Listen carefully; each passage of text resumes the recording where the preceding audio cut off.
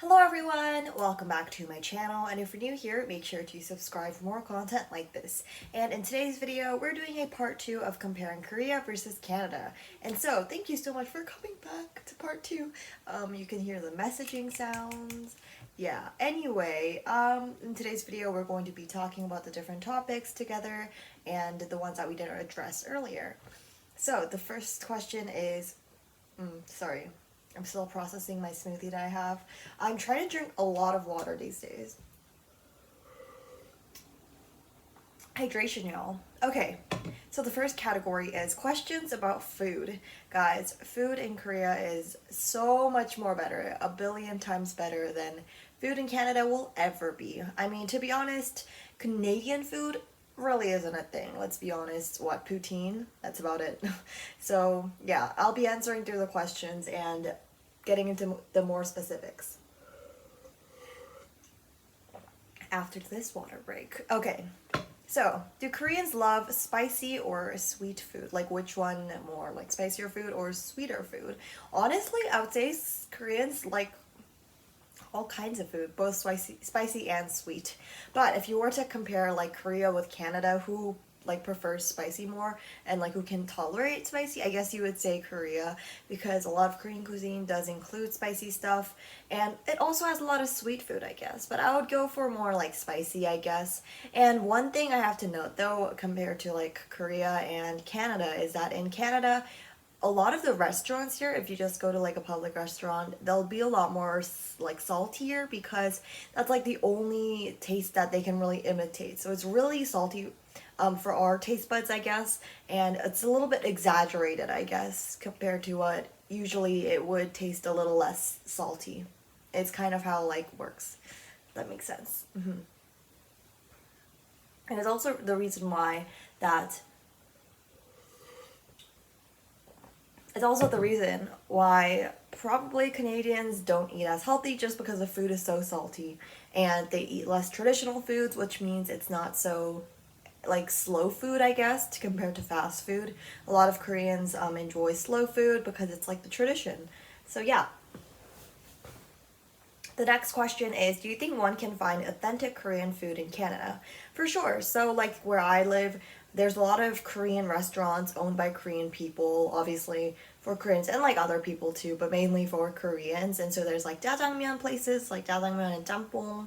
There's, I guess, a lot of Korean BBQ places, a lot of Korean, just like traditional food in general. So yeah, you can definitely find authentic Korean food. I guess it would depend on where in Canada you live. If you live in an area where there's a lot of Koreans, for me, it's like a moderate amount of Korean. So there are still Korean restaurants, but maybe let's say you live in like Vancouver, you would probably see a lot of Korean restaurants, just because a lot of people, like a lot of Koreans, live in Vancouver. A lot of Asians in general live in Vancouver, tends to be.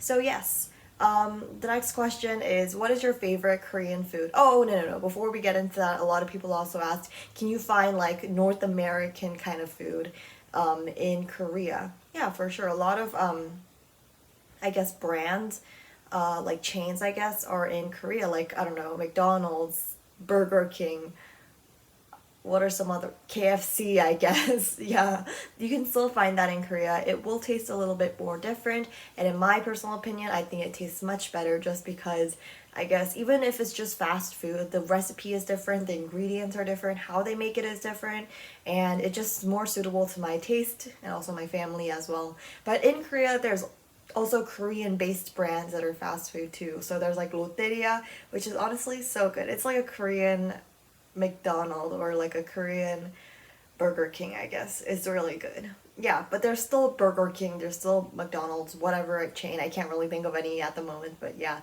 you can still find those. And the next question is, what is your favorite Korean food that is in restaurants? This is really difficult because I have a lot of favorite Korean food. I guess if you're talking about in general, I do really like sundubujigae, but honestly, that's something that I enjoy just like whenever my mom makes it, not necessarily found in restaurants. Yeah, sure, if they make it, I'll eat it, but I like when my mom cooks it. And sundubu is basically like soft tofu, and you put soft tofu.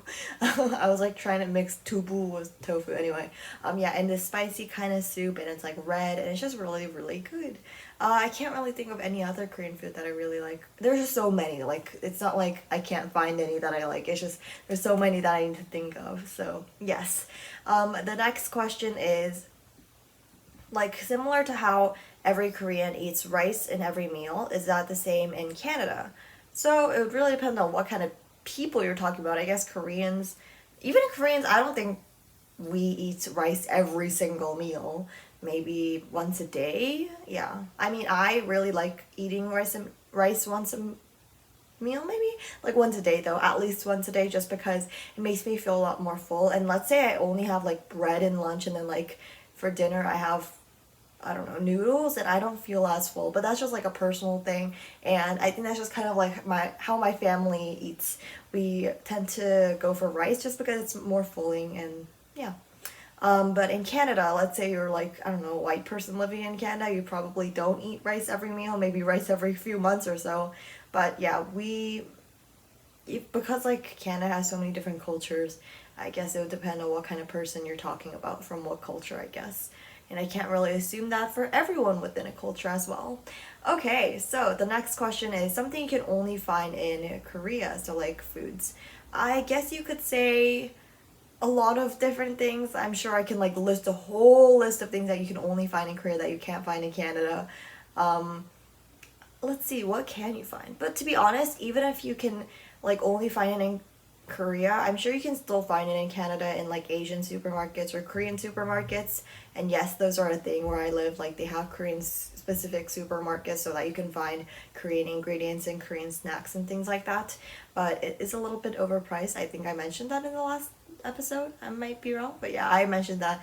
And although they are a little bit overpriced, you can still find it. It's just probably not worth the money. I would rather like buy snacks from Korea and then take them with me to Canada is usually what we do. I guess foods that you can only find in Canada, that one's a little bit easier just because yeah, Canada doesn't really have specific foods that they invented themselves. Maple syrup, maybe. I mean, you can still find maple syrup in Korea. And I guess the only other thing is poutine. I don't think I've ever seen poutine in Korea. Oh, another thing. I guess I've never really seen chili in Korea. Yeah.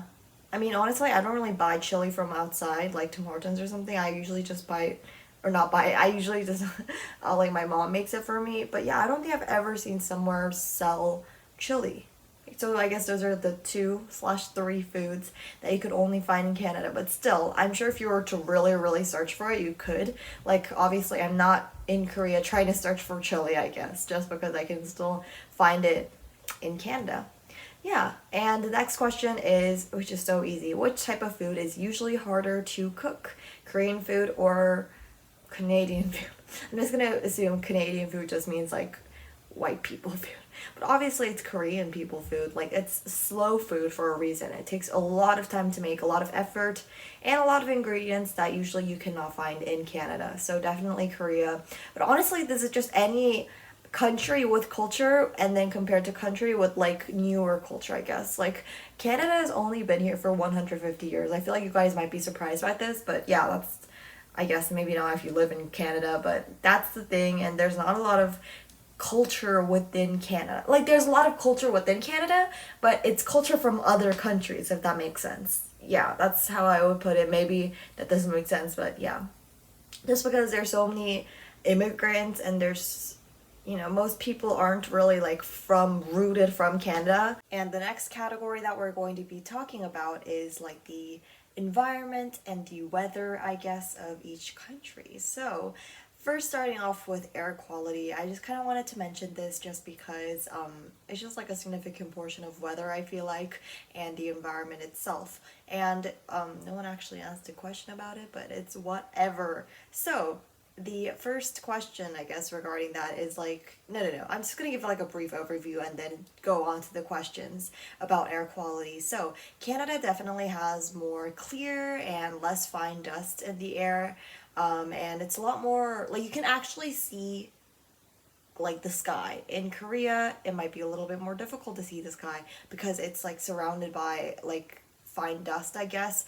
And Koreans are like, whoa, the clouds are here today. Like it's like that big of a deal when there's good weather where it's actually like clear and you can actually see what's going up in the sky. If you just kind of look up in the sky in Korea and maybe you just live in, I don't know, let's say Seoul, like the main area of it, then you'll probably just see dust and really, really musty, crusty, dusty looking kind of sky. Whereas maybe in other parts of Korea, like maybe Jeju-do or somewhere where less people live in there, you might see more of a clear sky. But on a general level, the air quality is quite bad and there's a lot of air pollution. So, what is fine dust, you might be asking? So it's like these little sand dusts, I guess you could think of it as. It's very, very little, so it's not visible to the eye. A lot of people wear specific masks for fine dust, and actually that was why wearing masks was so common in Korea even before COVID. That and like trying to hide yourself before you wear makeup is usually what girls do. But other than that, yeah, definitely air pollution, especially in the springtime because it's worse then. So where do they come from? Well, they are the airborne pollutants, and they're from China that carry through like the wet wind that comes from the west sides. Yeah, we're not here for a biology lesson, but that's where it comes from. It's not like a natural, like it's not from like actual factories, I guess. It's actually from the wind that picks the sand out from China and then it carries all the way to Korea. And they're fairly nearby, so that's kind of how it happens. And Korea just happens to be at that perfect spot where we get all of the air pollution. So yeah. That's kind of all of that in air quality. Sometimes it actually feels very suffocating. It's not that bad. Like obviously I'm exaggerating, but once I like went to a trip to Korea from Canada, I think it was back in 2019 maybe. It was during the springtime, so it's definitely when it's worst. And I actually felt so like ugh, especially up here and especially my nose, it felt so clogged up and I kept getting kare. What is kare in English? Let me just search it up. Kare 영어로. Sputum? Sputum. Sputum. Oh no. It's not. What does that even mean? What is sputum? It's Phlegm. yeah, phlegm. That's what it is. Yeah, it's kind of like when you get mucus, sort of, I guess. Yeah. But that was like the most worst state it was because I went there for the spring and like compared to Canada it was bad. So the next question is actually about the weather, and so it is, how cold does it get in Korea? Like does it really get hot in the summer? So it definitely gets hot. It's very like a suffocating kind of hot just because Korea on a general level has more, I guess, what do you call like wet kind of weather. It's not dry at all. And I think that's why it's worse in the summer because it's like that really heavy sort of atmosphere where it's hot and heavy and just really wet and kind of sweaty and gross, that kind of weather. And it definitely does get hot. Honestly, I don't know what the high would be, definitely. I don't really measure weather especially when I'm not like going there. But yeah, it was definitely hot in the summer. However, one thing I would like to mention about Korea is that the air conditioner service is very, very good. So you literally just go to like a library. Obviously, libraries are free, and you'll get free air conditioning. So it's really not that bad. And I feel like that's why a lot of Koreans get a cold during the summer. Yeah, I know it's weird. During the summer, you get a cold. The reason why is because it's like the contrast between the outside, the really, really hot weather compared to the air conditioning really hits you, and then it gets really cold. So you might get a cold from that. But yeah, air conditioning is really well developed. Even in subway stations, it's really sometimes cold in there, genuinely so cold. And there are actually some spaces, like you know how there are like different trains in subway stations. Like there's some areas where it's like a low conditioning area, so for mainly older people where you can't really get cold air conditioning. So yeah, it's actually a good service. In Canada, I don't think I've ever seen someone use air conditioning. I don't think I've ever seen someone use a fan. I mean, I used to use a fan in Canada sometimes because sometimes when it does get hot, it does get hot. But definitely Korea has it worse. If you're like walking around, just taking a walk in Korea, that's probably impossible. And you'd be really stupid if you were to do that because it's just suffocating and just not a good choice. And since we're like on the topic of getting hot, let's just talk about Canada. So Canada, most of the year is just snow and really cold weather. Where I live specifically, it changes all the time because it's near the mountains. So one day it'll be super super hot, and then the other day it'll be super super cold. Right now it's April, maybe mid to late April, and let's see what the weather is. It's 9 degrees. Not right now. It's 1 degrees, but tomorrow it's 9 degrees. And then it's literally snowing, but it's 8 degrees on Thursday. It's like such a weird schedule, definitely. I think if you were to like move from somewhere else, not me just exposing where I live anyway. Imagine this was live. That would be bad. Anyway, where I live, the weather changes so often, so I don't think normal people will get used to all of the changes. And because of that, a lot of people get migraines every time the weather changes like drastically. But yeah. This is so upsetting. Every time I try to film this specific video for part 1 too, there were so many like problems with it because it kept like crashing down because of like storage and things like that, and it's just really really making me mad. But I don't exactly remember where I left off because I don't know which question I was on. If I'm repeating stuff, I'm so sorry.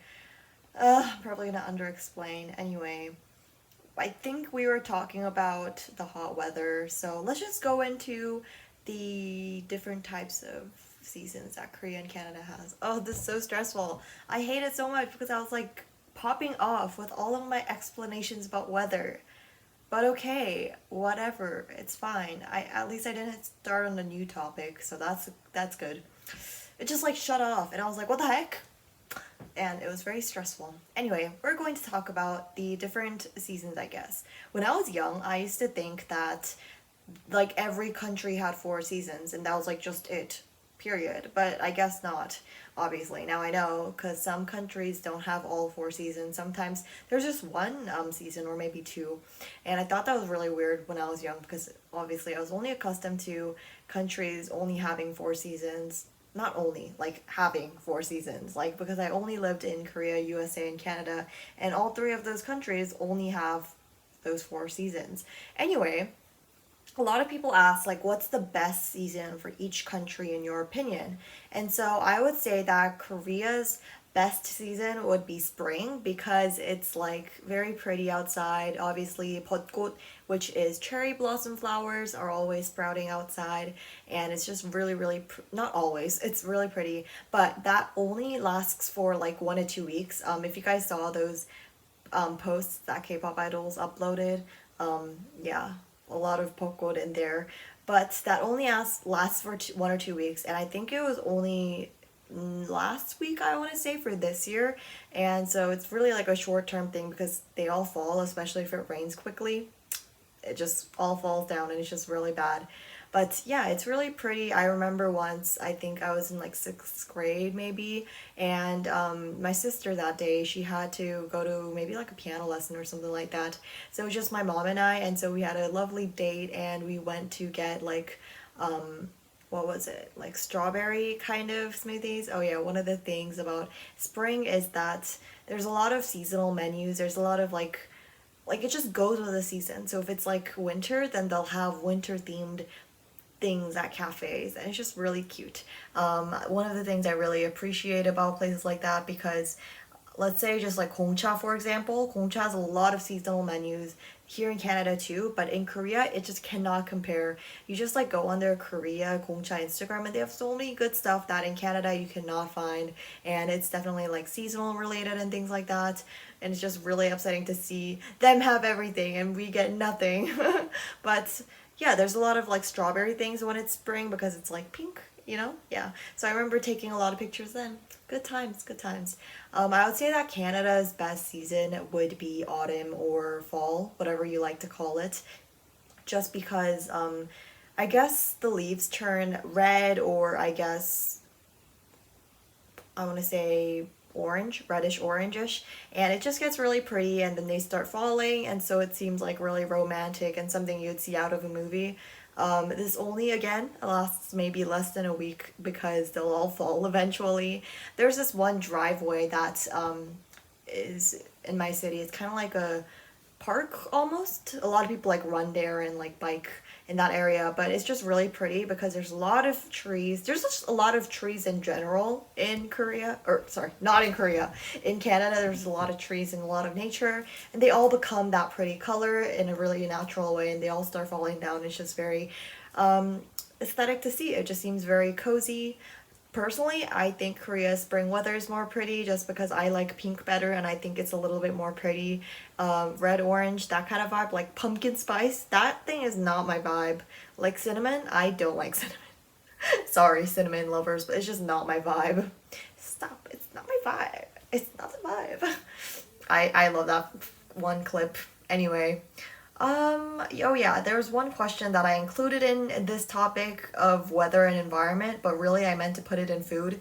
That was my mistake, but let's just answer it here. I hope that's okay with you. So the question is, are there a decent amount of vegetarians, or are there options provided for vegetarians slash vegans in Korea or Canada? So I would say that Canada has a lot more diverse options when it comes to foods. So there's vegan options or vegetarian options. There's even kids meals. Like in Korea, that's not really like a thing, having kids meals, having vegan options. I guess these days it's kind of becoming into more vegan friendly just because sustainability, it's like trending and all of that. But also like allergy related things too. A lot of like restaurants in Canada specifically state if you have allergies, let us know so that we don't, kill you. Yeah. But in Korea, that's not really a thing. I feel like Koreans, on a general level, we don't really have allergies. Let's just take my family, for example. Me, myself, I'm not really allergic to anything. For a while, I was allergic to mango skin. It made me really, really itchy. And once when I was younger, it made my whole face red and, ugh, that's so pretty.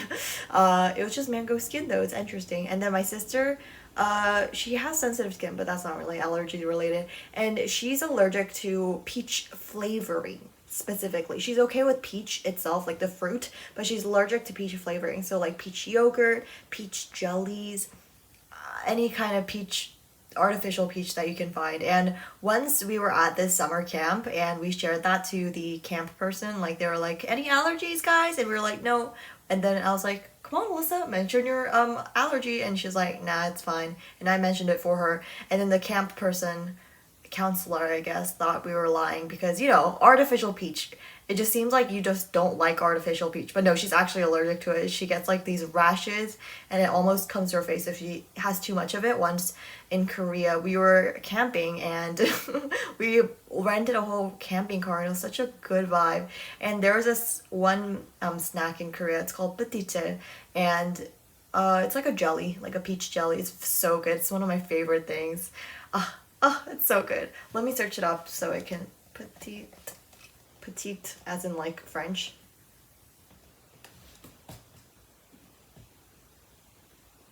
Yeah, they also sell vinegar, that brand, but it's supposed to be this. So this one actually coincidentally happens to be the peach flavored one. But yeah, it's kind of like that. It's like a cup of jellies, and we got a little excited because we often don't buy it because they're expensive. Like this one cup of jelly is like $2. It's just really expensive for no reason. Usually snacks like that are cheap, but for that reason, I guess, or for some reason, those are very expensive. And we were really excited because we usually don't get to try it, and so we just ate a whole crap ton of it. And my sister suddenly got these allergies, and I don't really exactly remember because I was busy eating them while she was at the hospital. I'm such a bad sister. So like I stayed in the camping car with my grandma while my dad and my mom, I think they went to go like get her to a hospital, and I was just eating the jellies. I was like, well, if she can't eat it, maybe I'll eat them. This makes me sound so ridiculous, but yeah, that's what happened.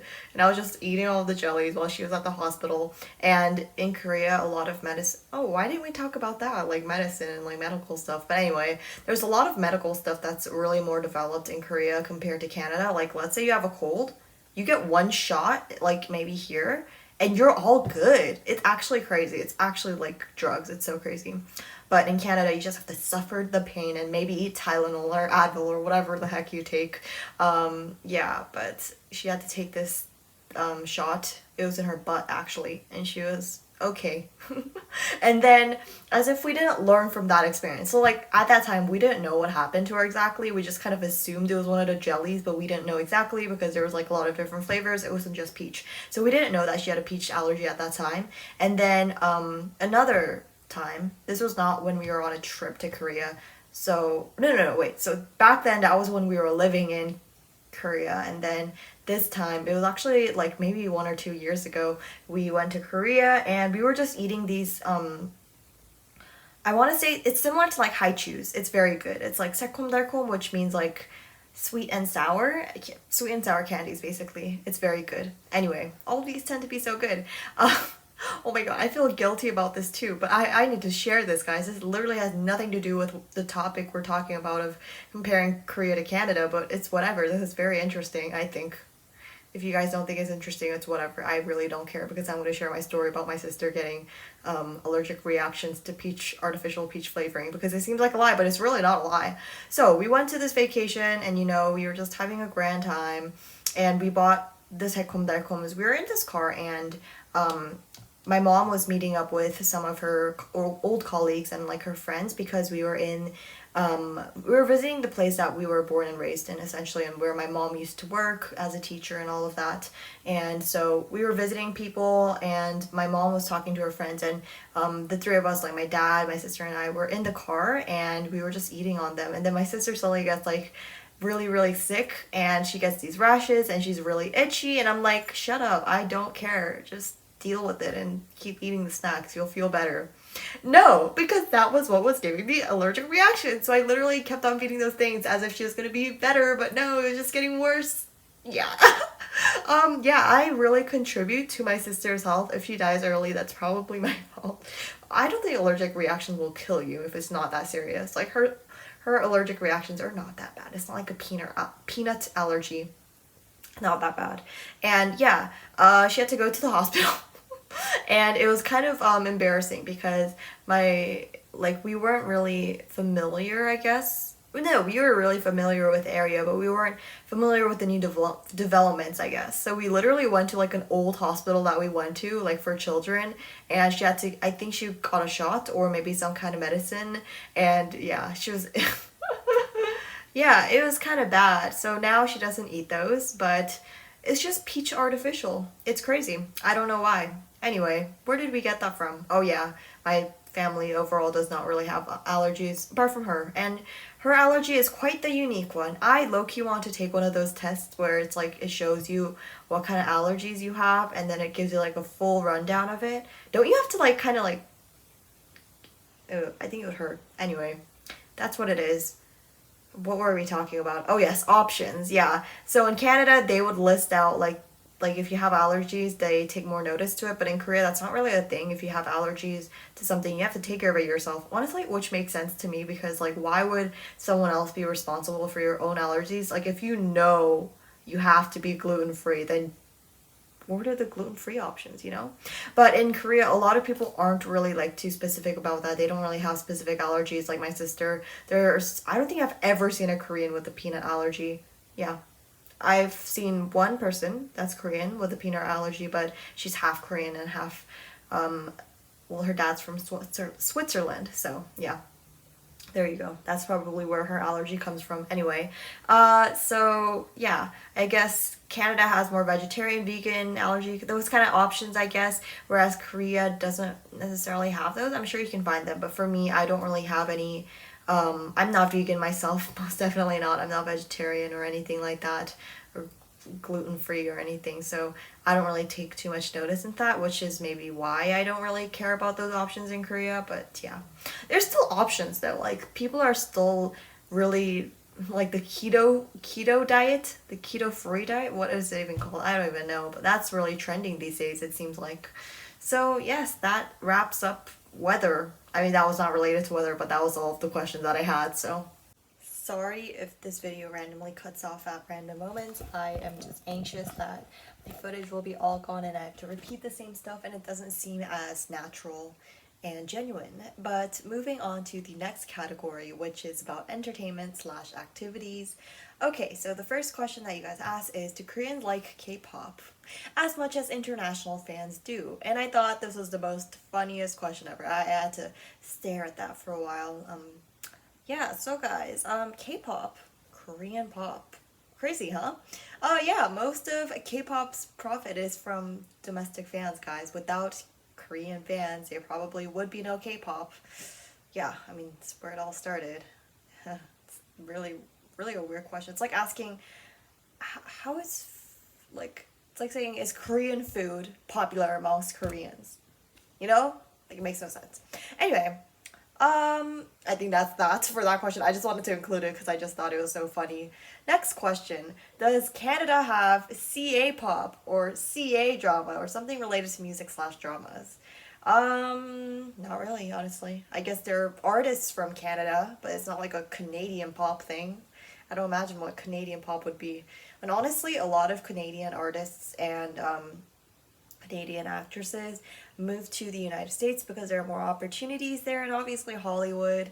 I guess just music in the United States is much more popular than I guess the opportunities you can find in Canada. So even like artists that were born in Canada end up moving to the United States because there's more opportunities for them to star in a drama or a movie or to I mean also the term drama isn't really like a thing in the US anyway. Movies, I guess I would say, or shows, and music. There's more opportunities there. So no, it's not really like a thing. Also, Canada doesn't really have much of an identity itself. I know, I said something, oh no, but it's true. There is really no deep identity, in my humble opinion. Next question is, what's the most popular activity to do with friends during nighttime in Korea versus Canada? I don't know about nighttime, but I guess in general, let's just talk about Korea. A lot of teenagers, like near my age, I'm going to mainly talk about girls because I don't know what guys do. I don't even know what guys do here in, I guess, sports? I don't know. But in Korea, a really popular thing is 인생네컷 or like those pictures you'll see. And so it's a really popular thing to take pictures with your friends so that they're like square. I'm sure you see them all over Instagram if you just see like Korean girls taking pictures of those things. Yeah, that's a very popular thing to do amongst with your friends, I guess. What else is a popular thing? Oh, escape rooms, I guess. I think escape rooms are actually popular here in Canada too, but in Korea it's very popular. And yeah, it's really popular to do that. Eating. I think eating is a general thing everywhere. I honestly think there are more places that are set up. Sorry, I'm just trying to look for this really good um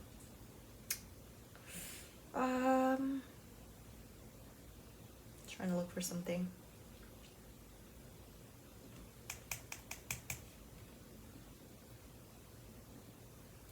Yeah, yeah. I think it's just popular to take pictures in Korea, eat, eating. um, and it seems to be that there are more, I don't know how to describe it, but there are more places that you can hang out, and there's a lot of various activities you can do in Korea that targets specifically teenagers. Whereas in Canada, I can't think of any places that are set up so that teenagers can like have fun and you can leech off of teenagers' money. But yeah, no, I can't think of anything. I think Canada, a popular thing to do with friends, maybe go to the mall. It's just really lame. Like, there's really not much you can do. Um, for me, I don't really like hang out with my friends because they're all busy people, as well as I am. So we just kind of get bubble tea. That's kind of like the extent of our hanging out session. I guess bubble tea is popular in both countries though. Um, I think Korea went through a bubble tea phase and now it's kind of dying down, whereas in Canada it's still popular because that's literally like the only thing that's pretty good in Canada. I mean, I guess there's like still Gongcha, but it's yeah, it's pretty good, I guess I would say. There's a lot of bubble tea shops here in Canada, just because a lot of people like it. A lot of Asians like it. Yeah, the next question is, do they also have karaoke bars in Canada, kind of like in Asian slash Korean karaoke bars? Yes, there is actually. And you know what a funny story is? I've never been to a karaoke bar. Neither has my sister. We just don't. Yeah, even in Canada, we've never been into one. Obviously, there are more norebangs, which are karaoke bars, in Korea compared to Canada, but I've still seen a couple, I think. But the only ones I've seen is like they're owned by Korean people, so mainly targeting Koreans. And I don't know, I see a lot of people Instagram stories and they go to karaoke bars, which means they probably exist and they live in Canada. This dude who always seems to enjoy posting himself just singing. He seems to do that often, but anyway, yeah, it still exists, but I don't think it's as popularized, and I don't think I can, like, I wouldn't tell my non-Asian friends that karaoke bars are a thing, unless they're, like, familiarized with the Asian culture, but otherwise, I don't think they would be like, too open to that, I guess. Not that I would go with them. I don't think I would ever go to a karaoke bar. It doesn't seem to apply. Why would you go to a paid place and sing? Like, you can literally stay at home with your phone and your recorder or whatever, microphone. I don't know. Oh, but you know those really cool things, like these are off topic related topics, but no, not related, off topic topics. Is that even a thing? I don't know. I'm getting tired. It's like near 12 a.m. But anyway, a lot of people tend to use those like microphones these days while dancing, and that seems to be really popular on TikTok, where you actually have microphones and actually like connects to a pack and it actually produces sound. Wow, crazy. Like just like how idols use like when they're practicing. I think that was really cool. So yes, that is everything for entertainment slash activities. What else do I have to include? I think just in a general level, Canadians, like teenagers that live in Canada, they don't really do much. I think the more, how do I describe it? Like kids that don't care about studying and they just kind of do whatever, you know? A lot of kids party. But even in those parties, it seems really lame, in my humble opinion. It seems really lame. Like they just drink. Yes, underage drinking, it's a thing. A lot of kids do that. But yeah, they throw parties, I guess, take pictures. Not those kind of pictures you see, but like pictures at parties, I guess. Oh my god, my shoulder is itchy. You know what? It's awkward. Like when you have to itch your shoulder, but then you are outside and it's weird reaching in because it seems weird, but you actually have to just itch your shoulder. It's a normal thing. Yeah.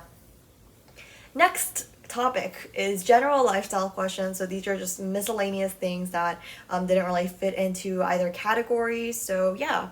So the first question is English spoken in, it says, is English spoken there? I'm going to assume it's Korea. Is English spoken there like around 20% or more like 70%?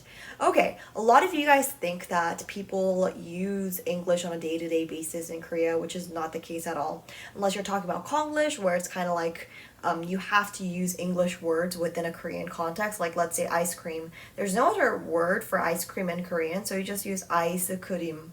Other than that, like disregarding those things, no one uses English in Korea. That's just kind of weird, I guess, on a normal level. If you have a job where you're like a translator, obviously that's different. But let's say you just go to like a 9 to 5 job and you just do, I don't know, let's say you do graphic design, then you would never use English. Like there's no reason for that unless maybe you branch out into a global thing. But that's not the case that we're talking about. Yeah, people don't use Korean. Most Koreans actually hate English because they have that trauma from going to school and learning English in a really boring manner, and they're probably not so good at it.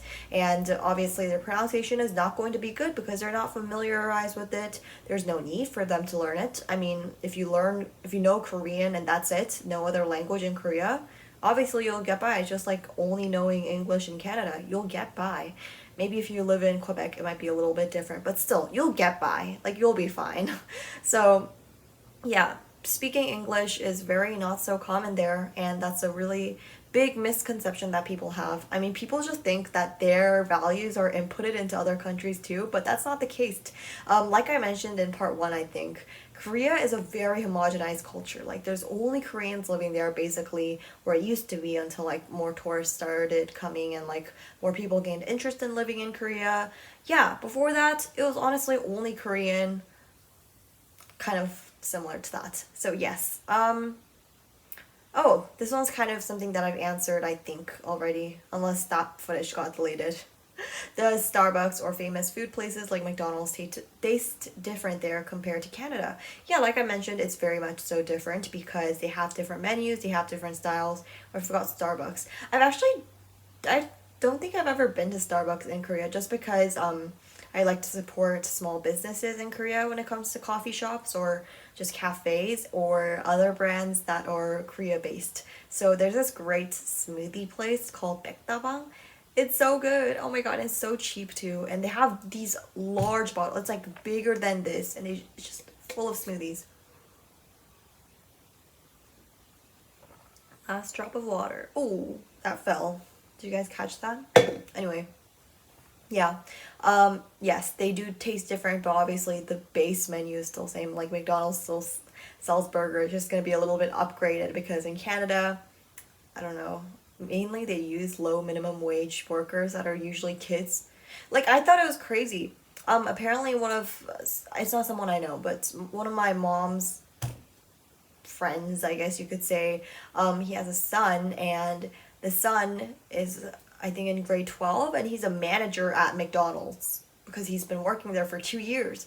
And then someone I know, one of my friends, he works at this restaurant basically, and he's also a manager because he's 18 and he's been working there for 2 years. I thought that was so crazy because I can't imagine having a normal job. I don't know, I can't imagine that. I feel like it's one step closer to adulting that I want to avoid. And like, I'm doing great right here with YouTube. I don't think I need a physical job where I actually have to like communicate with people. Oh, scary. Yeah, I'm not ready for that. Okay, so the next question is, are there any big houses in Korea? I'm gonna assume they're talking about Korea because it says, since I've noticed there's so many apartments there. There again. I'm gonna assume it's Korea, guys.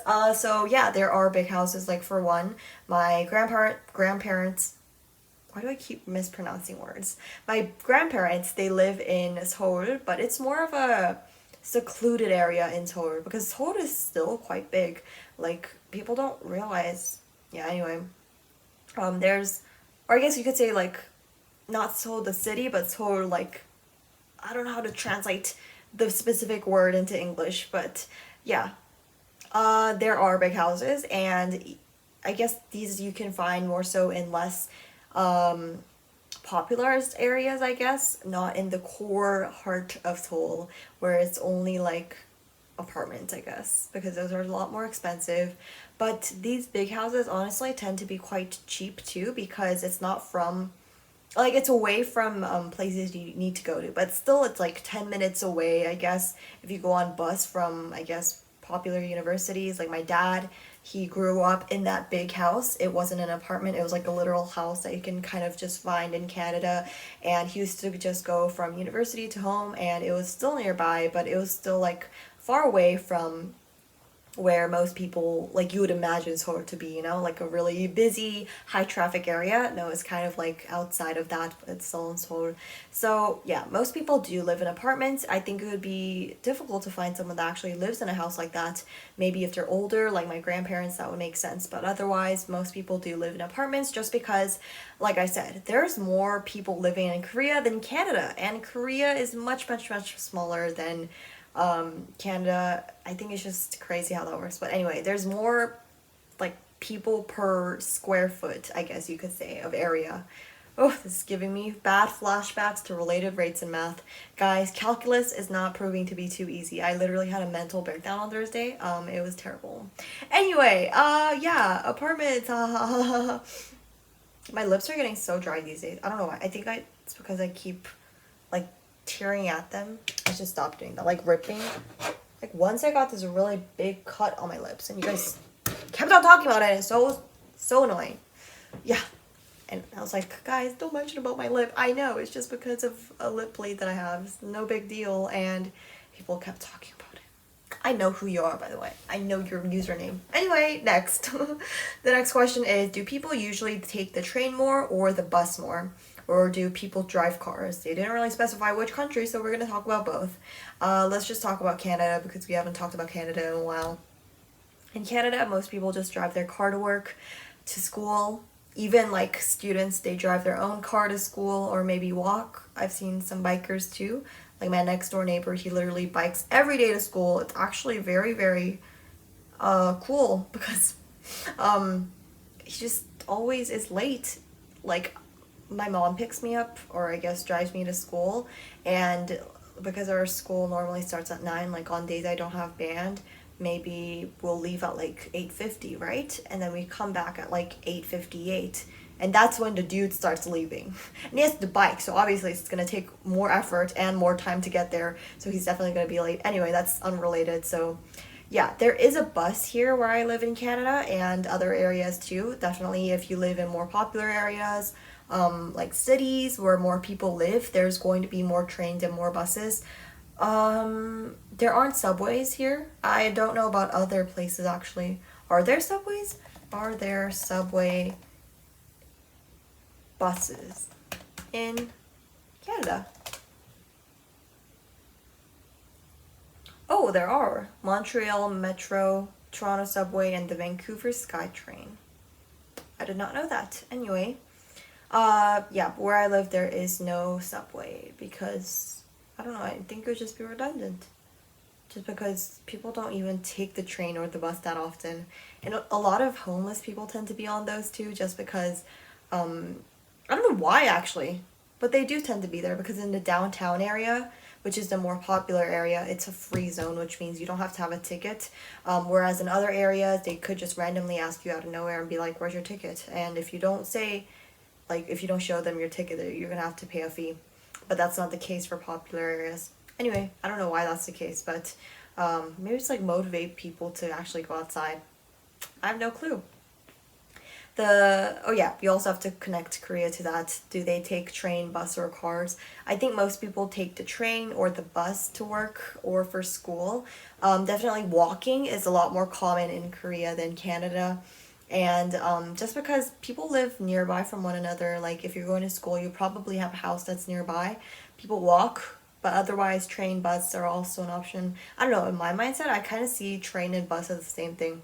And also subway stations, just because there's subway stations all throughout Canada. I mean, not all throughout sorry, Korea. I meant Korea. It's kind of hard because they both start with the k sound, you know, like the hard C, like the K sound. Canada, Korea. Anyway, yeah, Korea also has subway stations, and within that time where people are going to work or school or coming from work and school, it's very, very busy, and you probably do not want to be caught up because you're going to have to stand like this, and your butts are going to have to touch other people's butts. So yeah, it's not so ideal, but that's definitely what you have to face in a very well, or yes, popularized country such as Korea, especially if you live in Seoul.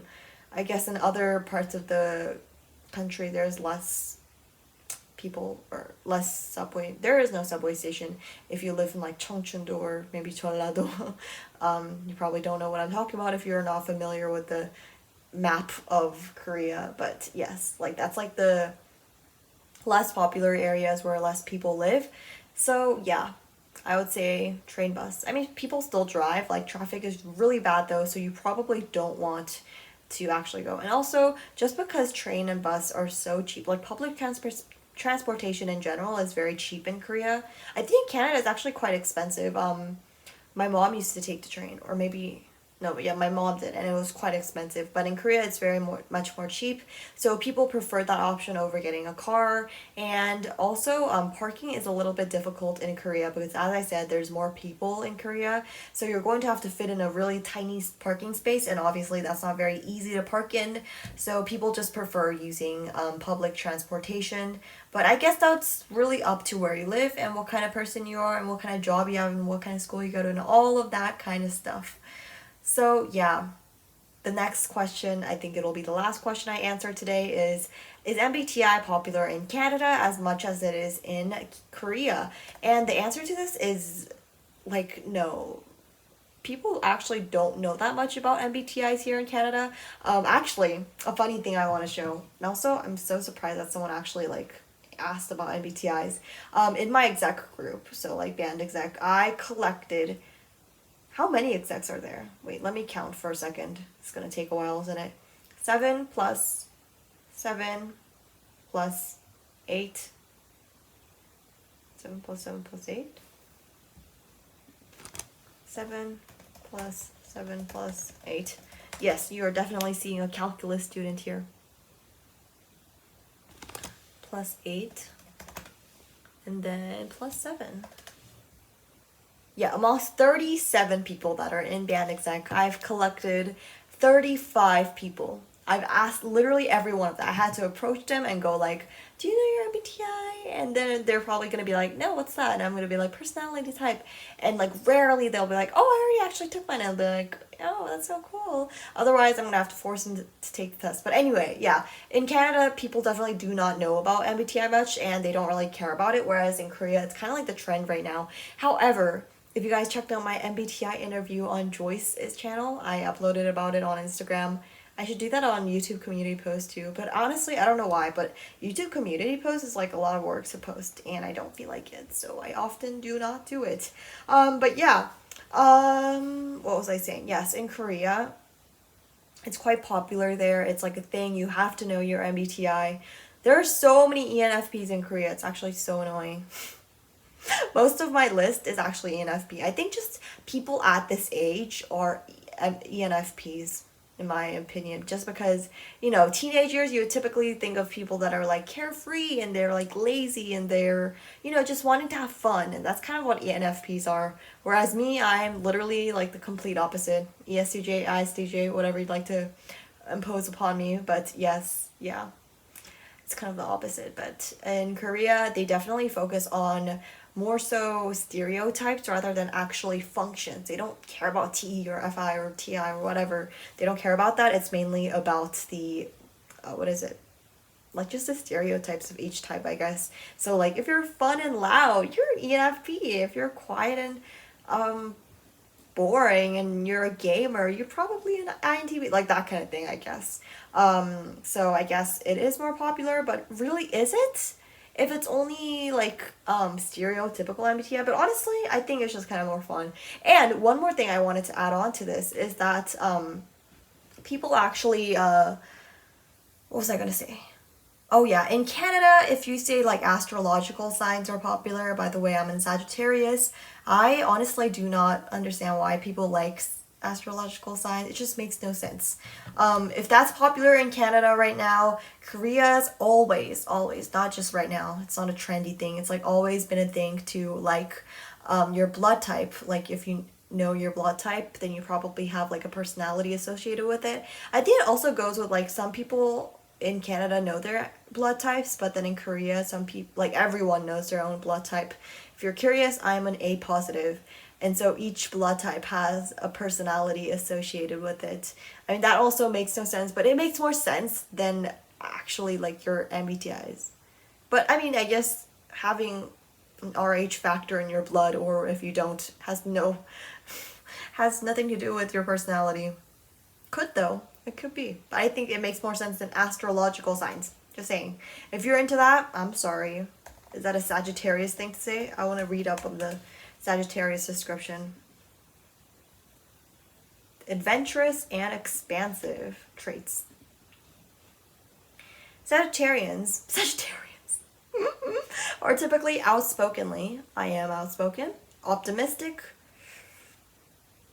okay, extroverts, slightly, who elicit with respect and affection from everyone they come in contact with. Sagittarius natives are loyal. Yeah, I am very loyal. Smart. Assertive. Yeah, definitely assertive. And compassionate. I agree with like half of that. I'm loyal and assertive. Smart. I'm just kidding. Compassionate? I don't know. Yeah. I'm funny. Sagittariuses are funny. Yeah, this is wrong. Idealistic. I'm so not idealistic, guys. It's actually like bad. I need to improve on being more positive. Yeah. Oh, as I'm answering these questions, I'm getting more responses from people, which I kind of feel bad for because I'm probably not going to answer them, but they're kind of redundant questions that I kind of already answered, so I won't be looking at that. Oh my god.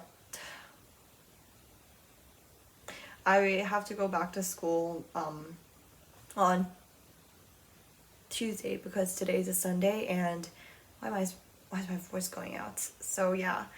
I don't want to. It was Good Friday and then Easter Monday, so we had a long weekend. And yeah, Thursday was such a crap day for me. It was actually so bad because I had two unit tests on that day that were both very much so important.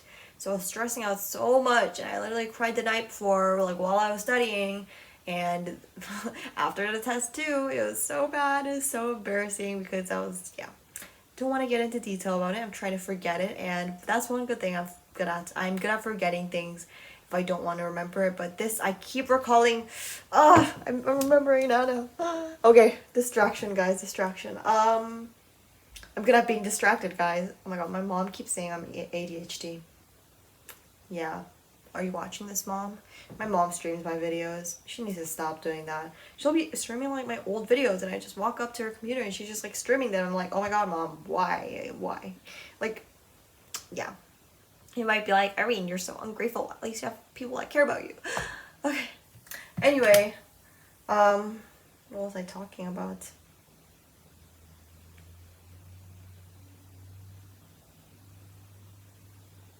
Sorry, just... Is there a day or a podcast episode where I'm not being distracted by my phone? No, never. Anyway, thank you so much for watching this video. I hope you have a great rest of your day if you're watching this. I hope your day was much, much better than my Thursday was. And I hope you have a great rest of your week. I guess it's Friday, so actually it's like near the end of the week. Okay, I hope you have a great weekend ahead of you, and I will see you in the next video. Oh, and as always, make sure to comment down any video suggestions you have. I'm trying to make a video in Korean where I just kind of blabber like this, but it's in Korean. So if you have a topic in mind, let me know. Something preferably if I can just talk for hours and hours on end, then that would be great. In Korean though, so I'd have to know the vocabulary for that. Because like some things I only know the vocabulary for it in Korean or in English. Like it just differs. It's just like a bilingual mind. Anyway, that's it. I'm blabbering again. Maybe my mother is right. Bye! Don't leave yet though. I want to talk more so that this video can get to exactly 100. Not 100, 1 hour, because I don't know, it's a lot more satisfying that way and it feels a lot more fulfilled. Anyway, let's talk about stuff. Oh yeah, so a lot of you guys suggested for part 1 that I do something similar to this, but with like different topics that they come up with. I don't know, I'll think about that, but I don't know if those topics will be broad enough, I guess, because the ones I chose specifically were something that I am particularly interested in or just very general and common talk about, like food. So yeah, I guess it's up to you guys. Let me know if you do want to see those. I guess some other stuff. I really want to drink bubble tea right now because I don't know if you guys saw my TikTok video. I actually got these microwavable pearls. So if you microwave it, it comes with like the brown sugar sauce almost. So all of that kind of like melts and is really, really soft, the pearls. It seems like someone actually cooked it right on the spot there. And then you add milk, and I personally love ice. My tiny ice is literally the only reason I live. Anyway, I add that and it's just like milk tea if you were to just buy it from Gongcha or somewhere else like that. It's so good. And just because it's so convenient and easy, it makes me want to have it more often. Ice cream too, just because it's so convenient. I love ice cream. I'm a little concerned for myself because I'm growing more lactose intolerant by the days pass, because if I eat or drink more than I guess 3 cups of milk, I would say, then that is going to be a difficult future for me because it's so bad.